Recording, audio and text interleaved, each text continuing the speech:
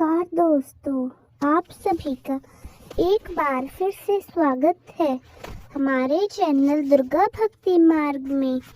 आज मैं आप सभी को बताऊंगी कि संक्रांत से दिया बाती का नियम कैसे लिया जाता है। आप सभी को मकर संक्रांति के पर्व की हार्दिक शुभकामनाएं। मकर संक्रांति पर हम सभी अपनी सामर्थ्यता के अनुसार दान धर्म करते हैं, सेवा करते हैं, क्योंकि इस दिन जो भी चीजें दान में दी जाती हैं वे अगले जन्म में हमें मिलती हैं। इस दिन किया हुआ जो दान पुण्य है 6 गुना होकर हमें प्राप्त होता है, इसलिए हम सभी को इस दिन दान करना चाहिए और इस दिन हम सभी को कुछ ना कुछ नियम जरूर उठाना चाहिए। तो बहुत सारे नियम हैं जो कि हम मकर संक्रांति के दिन लेते हैं, जैसे मांग भरवाने का नियम, चिड़िया चुगा का नियम, गाय को सहेली बनाने का नियम, सूरज लोटा का नियम। आज की वीडियो में आप सभी को बताऊंगी आपको संक्रांत से दिया बाती का नियम कैसे उठाना है। तो यह दिया बाती का नियम कैसे उठाया जाता है। संक्रांत से हमें प्रतिदिन एक दिया जलाना होता है और वह दिया आप या तो घर के दरवाजे के दहलीज पर जला सकते हैं या आपके घर का जो मुख्य द्वार है उसकी दहलीज पर भी आप ये दिया जला सकते हैं, या फिर आप तुलसी जी के सामने भी यह दिया जला सकते हैं, या आप अपने घर के मंदिर में भी इस दिए को जलाने का नियम बना सकते हैं। एक दिया हमें ये संक्रांत वाले दिन जलाना है प्रतिदिन अलग। तो एक दिए का शाम के समय नियम बनाना है, यह नियम शाम का ही होता है। दिया बाती का नियम तो प्रतिदिन हम एक दिया जरूर जलाएंगे। अगर बीच में आप बीमार हो जाते हैं या कुछ परेशानी आ जाता है, किसी की शादी में जाना होता है, तब ये नियम आपके जितने भी छूट गए उतने दिए आपको पूर्ण करने हैं। जैसे आपके 2 दिन के दिए छूट गए या 5 दिन के छूट गए, उनको आप ध्यान में रख लीजिए कि आपके कितने दिए छूटे हैं। फिर जब भी आप उसको दोबारा शुरू करें उतने ही दिए उस दिन आपको फिर से लगाने हैं।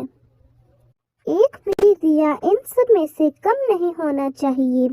संपूर्ण रूप से इस नियम को किया जाता है। बीच में अगर छोड़ दिया जाए तो फिर इसकी कुछ महत्वता नहीं रह जाती। तो अगर इस प्रकार से हम पूरे वर्ष इसी विधि का पालन करते हुए अगली संक्रांत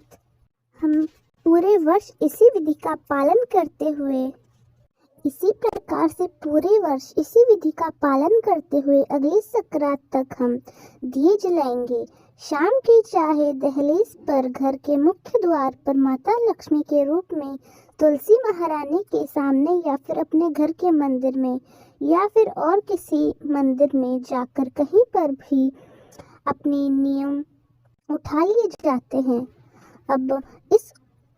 अब इसका उज्जमन कैसे करा जाता है। उज्जमन करने के लिए सबसे ज़रूरी चीज़ है, इसमें हमें चांदी का एक दिया चाहिए होता है और खोए के इसमें 365 दिए बनाए जाते हैं। 365 खोए और तिल मिलाकर, जैसे लड्डू बनाए, लड्डू ना बनाए तो लड्डू के बीच में इस तरीके से आपको ऐसे एक गड्ढा कर देना है अंगूठे से, तो दिए का आकार आ जाएगा। खोए के जो लड्डू हैं उसमें बीच में से आप दबा देंगे तो वो दिए का आकार ले लेगा। तो 365 इस प्रकार आपको खोए के लड्डू के दिए और एक चांदी का दिया लेना है, साड़ी लेनी है, श्रृंगार का सामान लेना है, दक्षिणा लेनी है। इस प्रकार इन सब चीज़ों को मिनस कर फिर हमको इन्हें दान कर देना है। जो चांदी का दिया है और जो सब सुहाग का सामान है, साड़ी है, ये बाकी सामान है, ये सारा आप सामान अपनी सास को, ननद को, जेठानी या किसी को भी दे सकते हैं। और जो लड्डू हैं आपको याद रखना है, जो 365 लड्डू जो आपने बनाए हैं वो आपको नहीं खाने, आपको बच्चों को भी नहीं खाने, आपको पति को भी नहीं खाने हैं। आप थोड़े से लड्डू जिनको अपने सुहाग का सामान देना चाहते हैं उनको दीजिए। जैसे 50-51 लड्डू आपने उनको दे दिए, बाकी थोड़े लड्डू आपने अपने आस पड़ोस में बांट दिए, मंदिरों में रख दिए।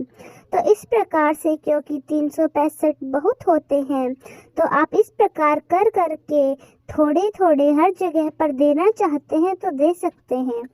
365 लड्डू तो आप 365 एक भी जगह ही दे सकते हैं, या आपकी 2 नंद या 4 नंद है, आप उनमें 50-51 करके बांट दीजिए। तो इस प्रकार आप चाहे तो ये उज्जवल हो जाएगा। वो जो दक्षिणा है वो आपको जरूर रखनी है, सुहाग का सामान, साड़ी, यह रखना मत भूलिए। तो इस प्रकार से हमारा यह दिया बाती का जो नियम है यह पूर्ण हो जाता है।